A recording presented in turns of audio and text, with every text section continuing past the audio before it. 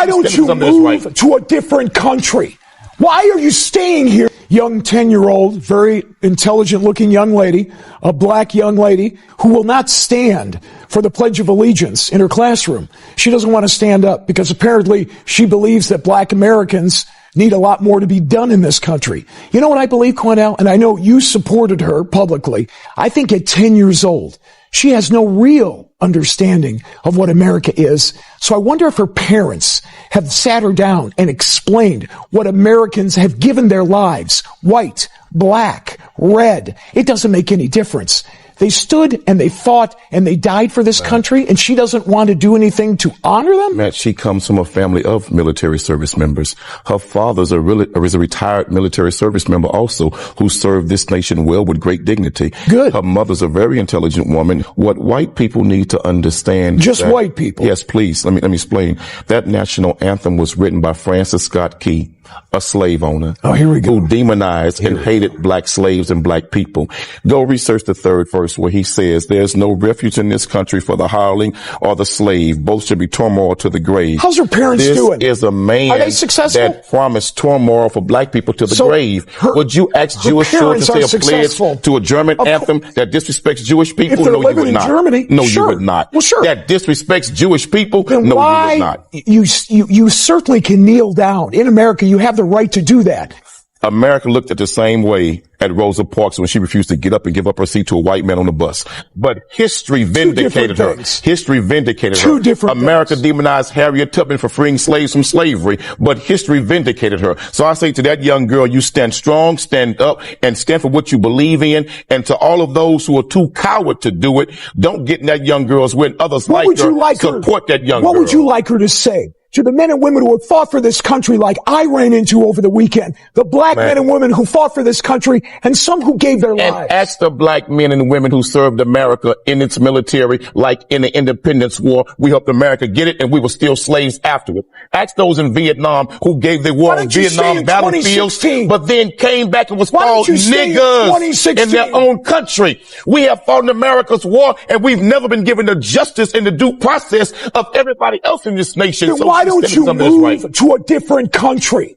Why are you staying here if you don't like it? Let me tell you why. Because the country belongs to Indians. You white folks stole it from them, raped and robbed their people. This not your country. You all came over here and stole it and beat the hell out of them. When I was born, this not your country. It was my country. You all need to go home. If you're you not all need to go back where you came from. If you don't like it, why don't you pack up and go? Let the Indians decide who should pack up and go. And I guarantee you black folks will stay, and you all will be on the first damn boat leaving here. So don't try that, brother. You all didn't make America. This is not your country. What you should do is sit down with someone who has fought for this country, Cornell. Get their opinion, too. Tons of black people have, and what have we gotten from it?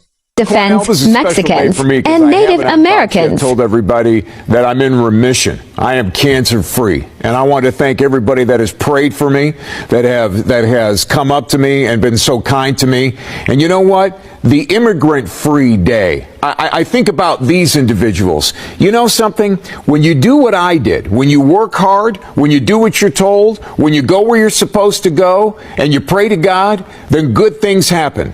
If one day you decide you're going to do none of those things, then what may happen is exactly what happened to these so-called immigrants, many of them illegal, who decided not to go to work a particular day to somehow get across some kind of message. They get fired the next day. Welcome to America. Matt, you know, I am happy that you're in remission. To God be the glory. But it is amazing how you could beat cancer and be in remission and your heart still be so cold and hard. It is amazing how you would speak that way about immigrants when you call them so-called immigrants. You're right, they're so-called immigrants. Some are illegal. Because they're only coming back home.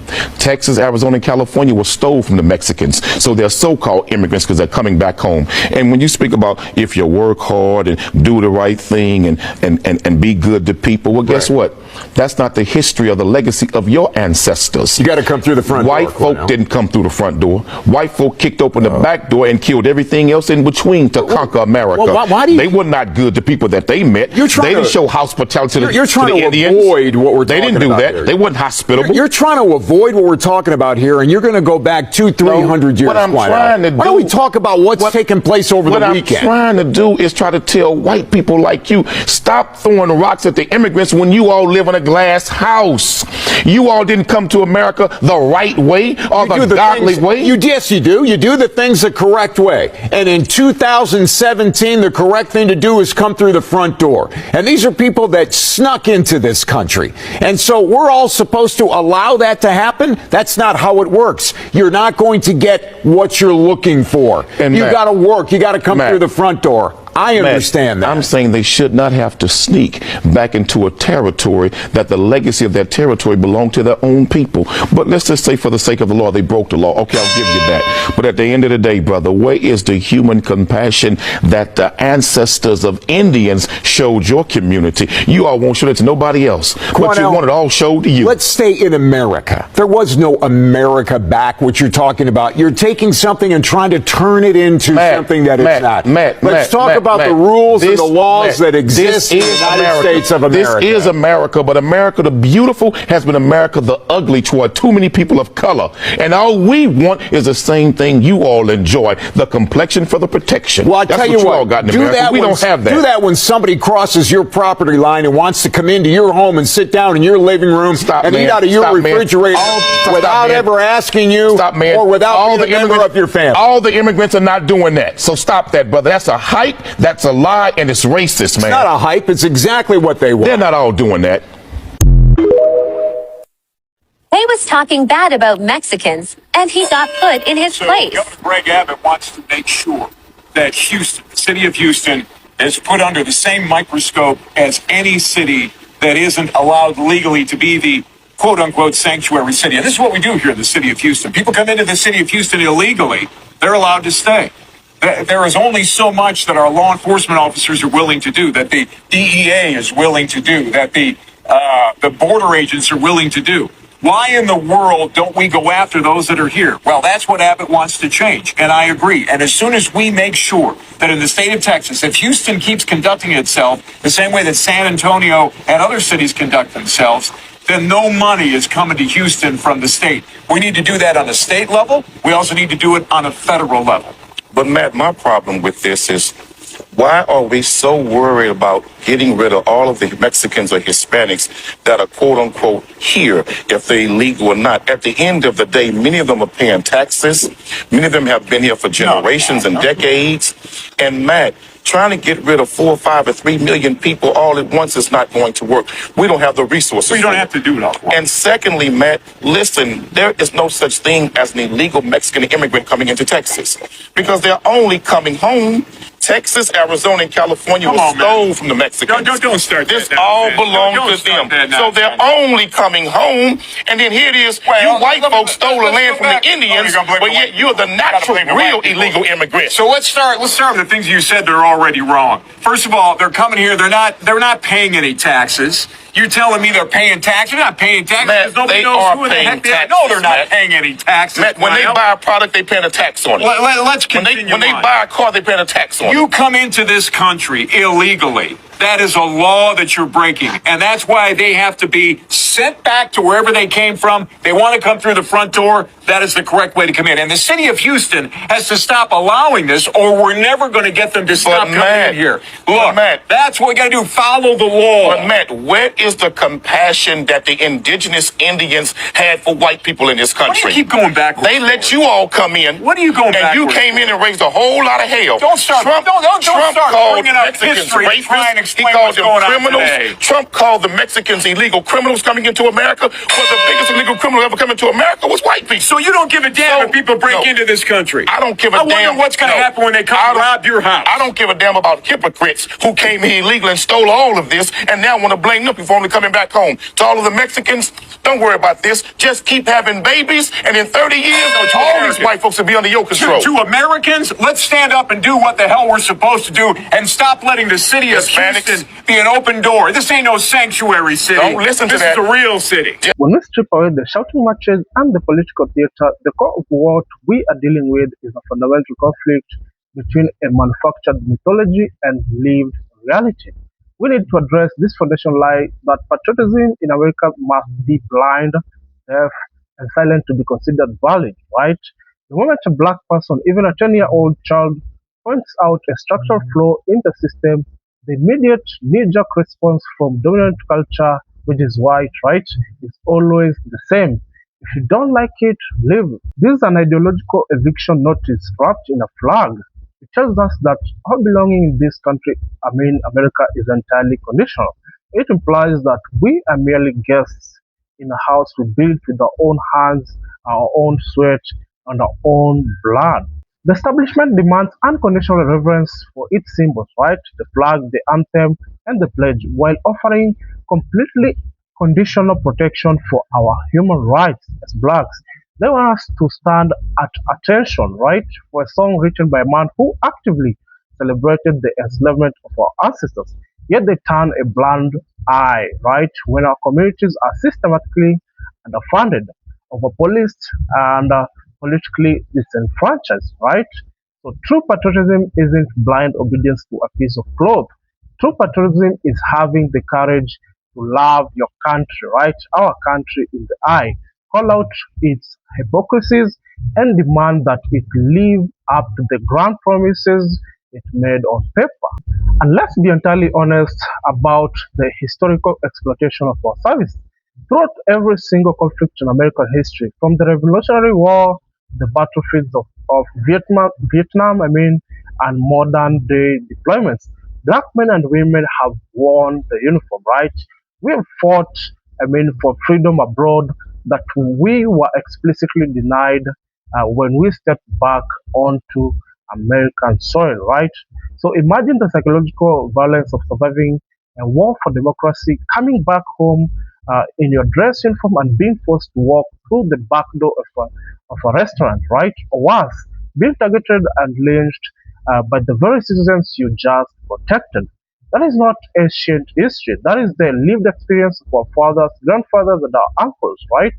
The system has always been happy to consume our labor, weaponize our bodies for geopolitical dominance, right? And drain our blood on foreign shores. But it undergoes total amnesia when the bill for basic equity and human dignity comes due, right? So when we choose to sit, kneel, or dissent, we aren't disrespecting the soldiers.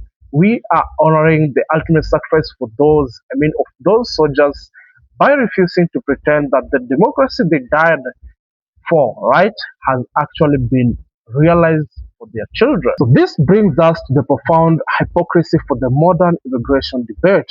And this is where the cross solidarity between black and brown communities become undeniable. It's deeply ironic, to what the descendants of European settlers who arrived on ships without visas, without passports, without invitations, stand on stolen land and lecture indigenous and Latino people about coming to the front door and obeying the law. That is so ironic. So, stripping away the modern political rhetoric and looking at the actual geography, the entire American Southwest, that is Texas, California, Arizona, and New Mexico, was violently severed for Mexico through an aggressive war of expansion, right? The border didn't, just appear out of thin air. The border crossed the people. It crossed the actual people. So when the establishment uses militarized language, labeling human beings who are trying to survive as invaders or criminals, they're projecting their own historical anxieties. They are terrified of a demographic, shift because they assume that the rising global majority will treat them with the exact same cruelty, lack of hospitality, and lack of human compassion that their own ancestors inflicted on the indigenous and African population of this continent. They try to scare us into thinking that the undocumented workers are eating out of our refrigerators or taking our resources. It's a classic textbook tactic of white supremacy. That is the divide and conquer, right? The divide and conquer rule. So they want black Americans and immigrant communities fighting over the crumbs falling from the table so we don't look up and realize who is sitting at the table controlling all the wealth, right? The reality is that an undocumented worker harvesting crops in California or working construction in Texas isn't the reason of black family in Chicago or Atlanta. Can't get a bank loan or decent healthcare, right? The enemy isn't the immigrant crossing the southern border. The enemy is the structural inequality and exploits both of us that exploits, both of us for cheap labor while denying both of us real systemic power, right? So the establishment is fighting a losing battle against time and truth. No matter how many draconian laws are passed, no matter how high they try to build their walls, or how aggressive they try to defend sanctuary places, right? The demographic and spiritual tides of this continent are turning. The future does not belong to a sanitized myth of white picket fence homogeneity, right? The future belongs to the diverse, resilient, and historically, marginalized populations who are growing, thriving, and reclaiming their space. We aren't asking for permission anymore. We are not going to be scared into silence by the threat of being told to go back where we came from, right? We are already home and we are going to continue to reshape this society until justice isn't a selective privilege but a universal reality. So I want to hear from you directly in the comments below. How do you view the intersection of the black struggle for civil rights and the modern immigrant rights movement? Do you believe true patriotism requires us to dismantle uh, these historic symbols, or can they ever be reformed? So let's turn the comment section into a real space for deep, honest dialogue. If you respect this raw, unfiltered analysis, make sure to hit that like button, share this video with someone who needs to hear the truth, and subscribe to the channel so you never miss a breakdown.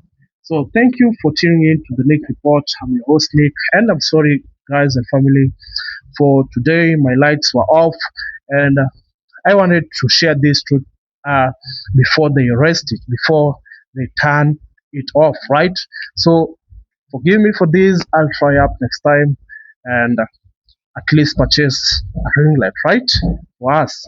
So thank you guys, and I'll see you in the next video.